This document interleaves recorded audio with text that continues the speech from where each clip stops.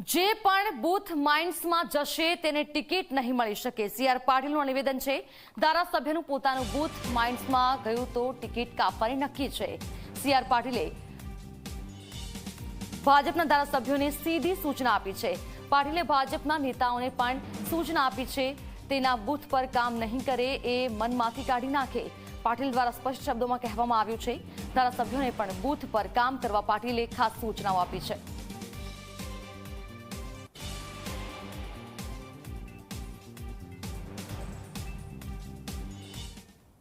नेता छो એટલે બૂથમાં કામ નહીં કરીએ એ મનમાંથી કાઢી નાખજો। ધારાસભ્ય હોય તો બી એ જે બૂથમાં રહેતો હોય ત્યાં કામ કરશે, બૂથના પ્રમુખ સાથે એને માર્ગદર્શન કરશે। જે બૂથમાં માઇનસ હોય છે ને એ બૂથના કોઈ પણ કાર્યકર્તાને આપણે ટિકિટ આપતા નથી। બરાબર છે કે નહીં? હવે ધારાસભ્ય આવતી વખતે જો એના બૂથમાં જ્યાં રહેતો હોય બૂથમાં માઇનસ જાય તો એને ટિકિટ અપાય?